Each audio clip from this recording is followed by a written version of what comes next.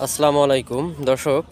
একটা বিষয় অনেকেই আসলে এটা বলে, আসলে এটা একটা ভুল একটা কথা বা ভুল একটা চিন্তা ভাবনা, যে একটা ছেলে বা একটা মেয়ে একটা অবস্থানে ছিল, তো ওই ছেলে বা মেয়েটায় বিয়ে করছে।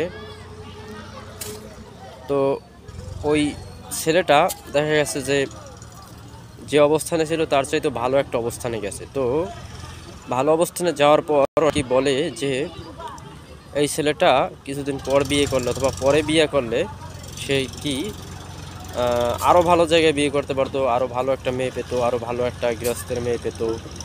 তো তো আসলে এটা একটা ভুল ধারণা, কারণ হায়াত মৌত রিজিক দৌলত, হায়াত মৌত রিজিক দৌলত এই চারটা হচ্ছে আল্লাহর হাতে। আর বউ হচ্ছে বা স্ত্রী হচ্ছে দৌলতের ভিতর, অর্থাৎ সম্পদের ভিতর, অর্থাৎ স্ত্রী হচ্ছে একটা সম্পদ।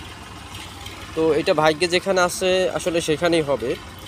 তো এরকম না যে ওই ছেলেটা যখন ভালো অবস্থানে গেছে তখন ভালো মেয়ে বা ভালো বংশের মেয়ে বা আরও ধনী ঘরের মেয়ে বিয়ে করতে পারতো, এটা না, ব্যাপারটা এরকম না। এরকম হইতে পারে যে যে মেয়েটাকে সে বিয়ে করছে সেই মেয়েটার কারণে সে ভালো একটা জায়গায় যেতে পারে, এরকমটা হতে পারে। এরকম কিন্তু অনেক হয় যে বিয়ে হয়েছে, বিয়ের পর কিন্তু ভালো একটা অবস্থানে যায়। সুতরাং সবার চিন্তাভাবনা এক না। বাহ্যিকভাবে আমরা কি দেখি যে আমরা মনে করি যে আসলে যদি এইটা করতো তাহলে এইটা ভালো হইতো, অথবা এইটার চাইতে এইটা ভালো হইতো, অথবা আরও ভালো হইতো, কিন্তু আসলে এরকম না। আর বিশেষ করে এই বিয়ের ব্যাপারে তো বিষয়টা এরকম যে এটা হচ্ছে একদম বিধাতার দেওয়া একটা জিনিস, অর্থাৎ বিধাতার হাতে, অর্থাৎ ভাগ্যে যেখানে আছে সেখানেই হবে। মানে এখানে আপনি যত চেষ্টা করেন, যত যাই করেন, কাজ হবে না। যেখানে আপনার ভাগ্যে আছে সেখানেই হবে, এটাই হচ্ছে বাস্তব।